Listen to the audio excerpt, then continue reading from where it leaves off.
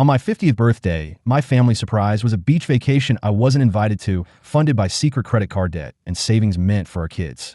Found out via Instagram captions mocking me as the workaholic dad. Now, divorcing my wife, teaching my son financial literacy, and embracing solitude while my ex-in-laws rage text about family unity. Midlife reckoning unlocked. You know that feeling when you walk into a room and everyone stops talking? That's what my house felt like when I got home on my 50th birthday. Quiet. Not the good kind of quiet like when the kids are actually asleep by midnight. The kind that makes your neck prickle, like you just missed the punchline to a joke nobody's going to explain. I'd spent the day knee-deep in mud at the Riverside Bridge site because some genius decided to park a backhoe over a water main. My boots were caked in sludge. My phone had died 3 hours earlier, and all I wanted was a hot shower and whatever surprise my wife Clara had been hinting at for weeks. "Just wait, Ethan," she'd said that morning, brushing off my questions with a smirk. "It's gonna blow your mind." The driveway was empty. No extra cars for a surprise party. No balloons tied to the mailbox. Just my beat-up Silverado and the sagging porch swing Clara's been nagging me to fix since summer. I walked in calling, "Honey? Kids? Anyone home?" Like an idiot, half expecting them to jump out from behind the couch. Nothing. No surprise. No cake. No "Happy birthday, Dad," scrawled in Mia's loopy handwriting on the fridge. Just the hum of the AC and the clock in the hallway, ticking louder than it ever has. I checked my phone, still dead. Plugged it in at the kitchen counter next to the unopened bottle of Johnny Walker Blue I'd splurged on, thinking maybe we'd toast whatever this big surprise was. That's when I saw it. Clara's laptop, left open on the table. I shouldn't have looked, but she'd been weird for weeks, hanging up calls when I walked in, hiding her screen like she was some teenager with a secret TikTok. I tapped the spacebar, and there it was, a confirmation email for 5 round-trip tickets to Cancun, dated 2 months ago. My stomach dropped. 5 tickets. Clara, Mia, Jake, her parents. Not 6. I laughed. Actually laughed out loud, like this was some prank. Because come on, they wouldn't. Not on my 50th. Not after I'd spent the last 3 weekends helping Jake move into his new apartment, which really meant writing a check for $4,500 while he and his buddies carried a futon up 3 flights of stairs. Not after Mia texted me last night, "Don't work too hard tomorrow," old man winking-faced. But then my phone buzzed to life and Instagram notifications lit up the screen. Jake, tagged in a photo. I opened it, and for a second I thought I might throw up. There they were, all of them. Clara in a floppy sun hat, sipping a neon blue drink. Mia and Jake making duck faces at the camera with the ocean behind them. Even Harold and Diane, Clara's parents, looking like they'd stepped out of cruise ship brochure. The caption, "Beach greater than birthday. Hashtag dad's probably still at work, face with tears of joy." The comments were worse. Clara, "He'll never know. Tropical drink." Harold, "Best family vacation yet. No work talk allowed." I stood there in my dirty work clothes, reeking of river sludge, scrolling through photo after photo. Them at a beachside buffet. Them snorkeling. Them toasting at sunset with drinks that probably cost more than my hourly rate. All posted over the last 3 days. 3 days. They'd left before my birthday. Planned it. Paid for it. Lied about it. I poured 2 fingers of that Johnny Walker, hands steady in a way that scared me. Drank it straight. Then I did what I always do when the world starts spinning too fast. I got practical. Checked the bank account first. $4,500 missing from my bank account. The same amount I gave Jake. Same date as the resort charge on Claire's credit card. Spa charges. Boutique stores. A $400 lunch at some place called Lamar last month with her sister Sarah. I took screenshots, emailed them to myself. Then I grabbed Clara's laptop and did something I haven't done since Mia was in middle school. Checked her messages. There it was. A text to Sarah from 2 weeks ago. "Clara, still think we should have told him." Sarah, "Why? He just bitch about the money." Clara, "True. He'd ruin the vibe anyway." Sarah, "But he doesn't even notice you're gone." The clock hit midnight. My birthday was over. I didn't cry, didn't smash anything, just sat there in the dark, thinking about the last vacation we took as a family, a road trip to the Grand Canyon when the kids were little. We'd slept in a tent, ate burnt hot dogs, and Mia got so sunburned she cried. Clara complained the whole drive home about the dirt and the heat. Next time, I'd promised her, "We'll do a real resort. Whatever you want." Turns out she didn't need me to keep that promise. Around 1 a.m., I carried the Johnny Walker to the garage. Dug out a dusty box of the kids' old art projects, Mia's macaroni picture frames, Jake's lopsided clay ashtray from 3rd grade. Sat cross-legged on the concrete floor, drinking and staring at the number one dad mugs they'd made me over the years. That's when it hit me. The quiet wasn't just in the house. It was in me. A calm, cold quiet. The kind that comes when you finally see the cracks in the foundation you've been ignoring for years. I stood up, brushed the dust off my knees, and made 3 calls. To the bank, opening a new account. To my buddy Rick, who went through a divorce so ugly it made the local news. To a locksmith. By 3 a.m., I changed the Wi-Fi password to FQ Herald and started boxing up Clara's shoes. Funny thing about being the guy who fixes everything. You learn how to take things apart too. By 6:03 a.m., I drunk enough coffee to jumpstart a bulldozer and spread every financial document we owned across the kitchen table. Tax returns, bank statements, credit card bills Clara always said she'd handle. The numbers glared up at me like a confession. It started with the $4,500. Same amount I'd given Jake for his apartment deposit last month. Same date as the withdrawal from our joint savings. But here's the kicker. The transaction description read Coral Sands Resort Deposit. I actually laughed, a dry, crackling sound that hurt my throat. They'd used the exact amount I'd scraped together for Jake's fresh start to fund their fresh start without me. Then I found the credit card. Not a credit card. The credit card. The one Clara had opened 3 years ago under her maiden name, Diane's email, and a P.O. box I didn't recognize. $98,000. I read that number 6 times, waiting for the decimal point to materialize. It never did. $98,000. Spa charges in Sedona. $175 a pop.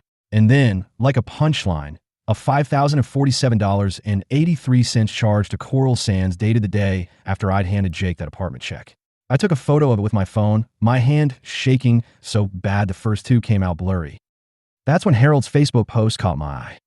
He commented on Mia's beach photo 8 hours ago. Nothing like family time away from the grind. Clapping hands. I threw my phone so hard it left a dent in the drywall. The grind. The grind that paid for his daughter's Louis Vuitton purse last Christmas. The grind that covered their roof replacement when Harold's pension didn't stretch far enough. I picked up the phone, dialed the bank, and did the thing I'd sworn I'd never do. I lied. Yes, ma'am. This is Ethan Carter. I believe my wife's credit card was stolen. The customer service rep clacked her keyboard. Last 4 digits. 1229. Oh, the Coral Sands charge? That's one of our partner resorts. Beautiful spot. Yeah, real beautiful. 20 minutes later, the card was frozen. Clara's text came through as I was redlining the mortgage statement. Clara, did you cancel my Amex? I ignored her, highlighting every withdrawal I'd made for the kids' futures in yellow. Mia's college fund. $500 a month since she was 6 months old. Jake's emergency car repair last year that magically turned into a down payment of $2,000. By 9 a.m., I was on the phone with Rick's divorce lawyer, a woman named Linda, who sounded like she chain-smoked gravel. You're sure about the hidden debt? She rasped. I'm staring at it. Good. Don't confront her yet. Screenshot everything. Bank accounts, texts, the social media bullshit. And Ethan.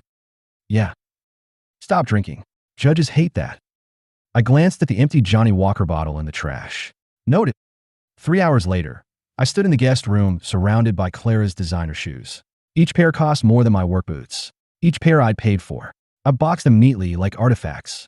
The Jimmy Choos she'd worn to Mia's graduation. The red Louboutins from our 20th anniversary dinner she complained were too tight. Found her jewelry box tucked under a stack of yoga pants. Our wedding ring sat next to a receipt for a $3,000 tennis bracelet from December. For being the best hubby, the note read. I pocketed my ring. Left hers. The doorbell rang at 2:17 p.m. Locksmith. Bald guy named Chuck with forearm tattoos of barbed wire. Who's getting locked out? He asked, drilling into the front door. Everybody. He smirked. Been there. By 3 p.m., all our locks were rated for prison riot duty. Chuck handed me 6 keys. Don't lose him. I mailed 5 to Coral Sands Resort with no return address. Diane called at dusk. Ethan, sweetheart, we're worried about you. Clara says you're not answering your phone. How's the weather in Cancun, Diane? Silence. Then, clipped and cold. We thought you'd appreciate the time to focus on work. Funny. I thought family stuck together. Family respects each other. Maybe a feud. I hung up, blocked her number, and found the photo. Our last family portrait, taken at Harold's 70th birthday bash. All of us squeezed onto a leather couch that cost more than my first car. Clara's hand on my knee, fake smiling. Jake mid-eye roll. Mia picking at her nail polish. Me sitting up straight like if I just held still enough the cracks wouldn't show. I dropped it into the shredder. Midnight found me in Jake's old room, tracing the water stain on his ceiling from the time he'd tried to build an indoor water slide at 14. His dinosaur posters still hung lopsided. Under his mattress, I found a faded sketchbook. Drawings of me. Not the dad who missed soccer games. The dad fixing the sink. The dad teaching him to parallel park. The dad asleep on the couch with a spreadsheet still glowing on my laptop.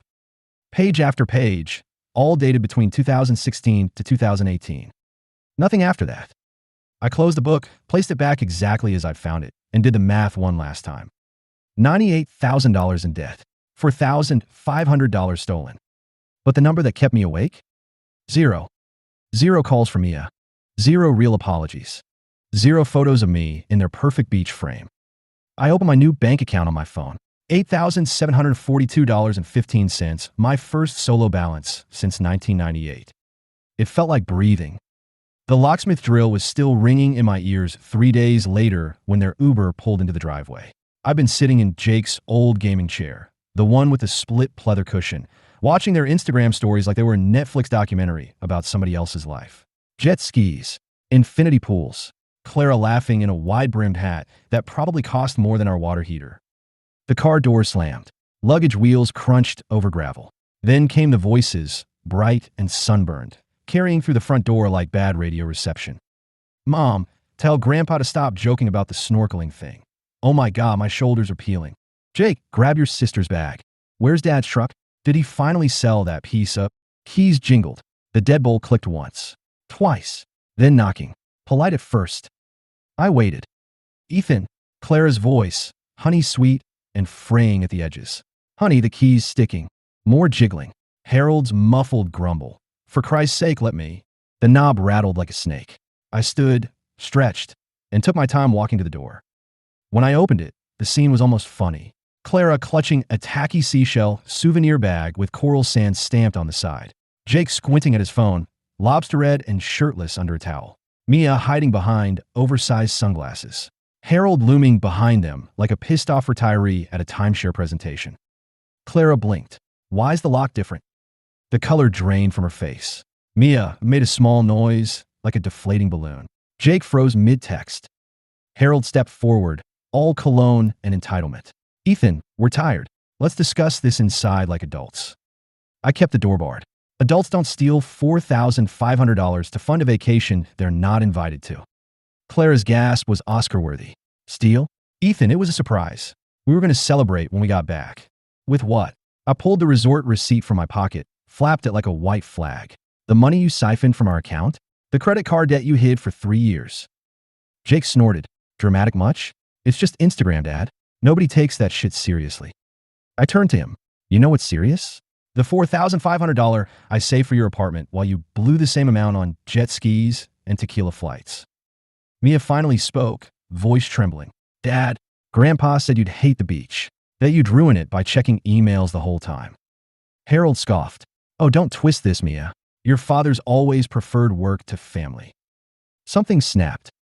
I shoved the door wider, revealing the stacked boxes in the foyer, Clara's shoes, her yoga mats, the gaudy vase her mother gave us last Christmas. Take a good look, Harold. See that china cabinet? The one you picked out? I've paid its storage fee every month since 2010. Know why? Because Clara hated it. But we kept it to make you happy. Clara reached for me. Ethan, please. I stepped back. You want in? Start talking. Real words. Not resort brochures. Jake shouldered past, reeking of coconut sunscreen and entitlement. This is bullshit. I'm getting my charger. He yanked the door. The new deadbolt held. Charger's in the kitchen, I said, next to the divorce papers. Silence. Clara's knees buckled. She caught herself on Mia, who started crying in earnest now. Harold purpled. You're throwing away 25 years over a misunderstanding? I met his glare. How much was the trip, Harold? $5,000? 10. He drew himself up. Family time is priceless. Funny, because you charged it to my family savings. Mia lunged forward, sunglasses slipping. Dad, I wanted to call you. I tried, but Mom said. Clara, cut her off. Mia, enough. That's when I noticed it. The bandage on Mia's wrist, peeking under her bracelet. Surfing accident, maybe, or a panic attack. I filed it away with the other cracks. Here's the deal, I said, digging keys from my pocket. You get one each. New rule. You want in, you knock. You want to stay, you earn it. Harold spluttered. You can't. I tossed a key at his loafers. Try me. Clara's hand shook as she took hers. Ethan, the kids, are adults. They choose. Jake snatched his key, stormed toward his Jeep. Mia hesitated, clutching hers like a lifeline. I closed the door on their stunned faces, leaned against it, and listened. Harold, let's go, Clara. He'll crawl back. Mia, Mom, we can't just. Jake, screw this. I'm crashing at Tyler's. Engines roared. Gravel sprayed. When the silence returned, I peeked through the blinds. Only Mia remained, sitting cross-legged on the porch swing with her suitcase, staring at her phone. I almost opened the door. Almost. Then I saw her Instagram feed. A new post of Harold at the airport, captioned grateful for family who sticks together broken heart. I locked the door. She left at dawn. Found her key in the mailbox, wrapped in a Starbucks napkin with sorry smudged in lip gloss. I left it there. The cracks were still spreading. Jake showed up at 7:03 a.m., reeking of stale beer and regret. He didn't knock, just rattled the doorknob like he still owned the place, then slumped against the porch railing when it didn't budge. I watched him through the blinds, shirt wrinkled, eyes bloodshot, scrolling through his phone like it held the meaning of life. When he finally texted, "Need to talk," I almost left him out there. But the dad in me won. I opened the door, and he shuffled in, avoiding eye contact. You got any coffee? Kitchen. He headed straight for the Keurig, the one he'd bought Clara for Mother's Day last year with my credit card. I leaned against the counter, arms crossed, as he fumbled with a pod. So, he said, too casually, Mom's staying at Aunt Sarah's. And he finally looked up. You gonna, divorce her? You gonna pay off the $4,500 you blew on jet skis? He flinched. Good. Look, Dad, I didn't know about the money thing. Grandpa said. Stop. I tossed him printed spreadsheet. Your monthly expenses. Rent, utilities, groceries. Add your $1,200 credit card debt from the trip. Let me know when the math starts making sense. He stared at the numbers like they were hieroglyphics. This is bullshit. You think I'm stupid? No, I think you're spoiled. He slammed the paper down. Screw this. I'll figure it out myself. Great. Let's start now. I pulled out my laptop, opened a blank budget sheet. Sit. For 2 hours, I walked him through it. Interest rates, emergency funds, the difference between want and need. He fought me on every line. $150 for groceries? I don't even cook. Learn. $80 for gas? My Jeep's a tank. Sell it. By the time he left, he looked like he'd been hit by a bus. But he took the spreadsheet. Mia came next, hovering in the doorway that evening with a Tupperware of banana bread. Mom made it, she lied. I let her in. She noticed the hole in the drywall where I'd thrown my phone, the Johnny Walker bottle in the recycling. Dad, I'm sorry. For which part? She fiddled with her bracelet, the one hiding that bandage. Grandpa said you'd hate the trip, that you'd just sit there checking emails.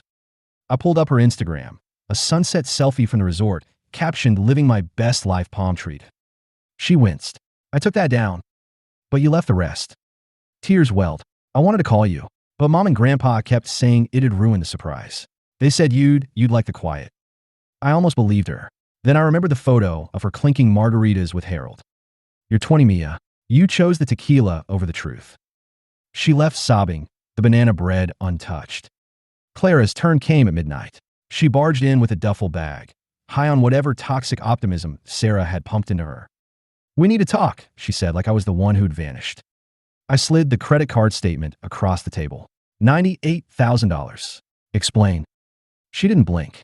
It's not all mine. Some are gifts. Gifts? For who? The family. The Christmas party. Mia's graduation dress. Bullshit. I flipped to the $5,047 resort charge. This? A gift for me? She crossed her arms, defiant. You're never present, Ethan. I had to fill the void. I laughed. Cold. Sharp. With $300 candles and gold-plated flatware? What void? The one where I'm out earning the money you light on fire. Her mask slipped. You think I wanted this? To beg for every penny? You buried yourself in work and left me alone. And you buried us in debt. Congrats.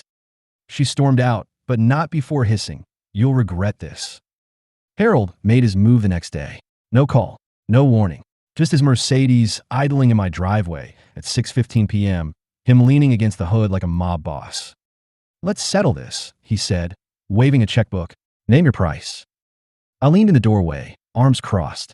"How much for 25 years? He smirked. "Don't be dramatic. Clara says you're cutting her off. That's not how marriage works." "Funny. Neither's theft." His pen hovered. 10 grand. Take a vacation. Cool off. I stared at the check, the ink smudging under his sweaty grip. "Keep it. Buy yourself a new personality." He left sputtering about ungrateful middle-class trash. That night, I found Mia's old teddy bear in the attic, the one I'd fixed with duct tape after the dog tore it. Underneath it, a Father's Day card from 2012. "Best dad ever. Love, Jake and Mia." I didn't cry. Just added it to the shredder pile. The cracks were everywhere now. In the drywall, the bank statements, the hollowed-out spaces where trust used to live. But for the first time, I saw them clearly. And I wasn't afraid to let the whole damn house crumble. The morning after Harold's checkbook ambush, I woke up to the sound of nothing. No Clara clattering pans in the kitchen. No Mia's Spotify playlist bleeding through the vents. Just silence, thick and unfamiliar, like the house itself was holding its breath. I laid there for 20 minutes, staring at the water stain on the ceiling that looked like Australia before it hit me. This is what freedom smells like. It smelled like stale coffee and new paint. I was halfway through repainting the guest room, slapping seaside villa blue over the beige Clara had insisted was timeless, when Mia texted, "Can we talk?" She found me on the back deck, roller in hand, splattered in paint like a deranged Picasso. Didn't say a word, just handed me a folded letter. University of State. Transfer acceptance. Local campus, she said, chewing her thumbnail. I'd commute. Save money. I scanned the letter. Your scholarship covers the main campus. Yeah, but she trailed off, towing a paint splatter.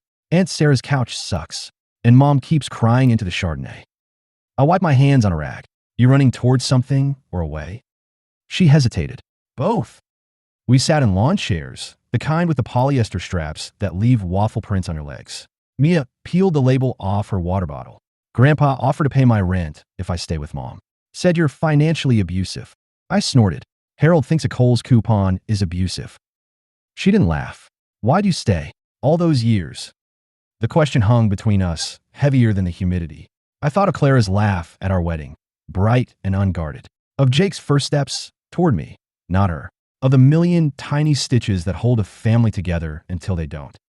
Same reason you're transferring, I said. Hope. She left with a paint smudge on her shoulder and a promise to think about it. Jake surprised me that night, rapping on the door like a UPS driver. Need help. He didn't mean emotionally.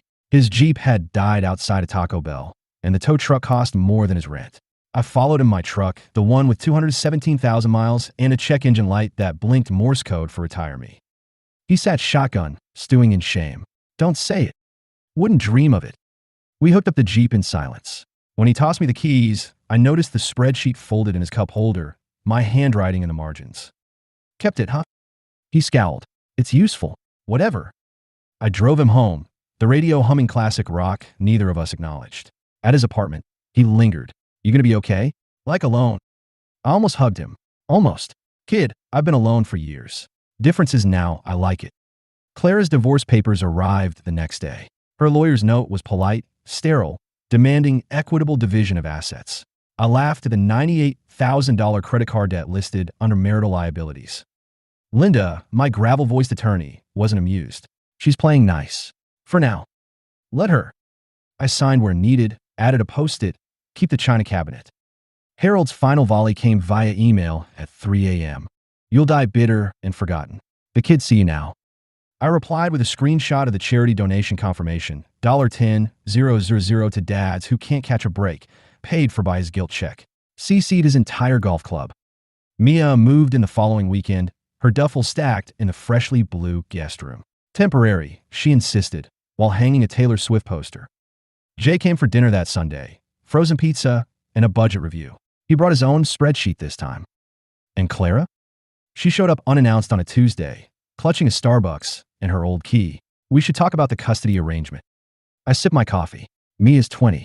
Jake's 23. What custody? She flinched. I'm in us.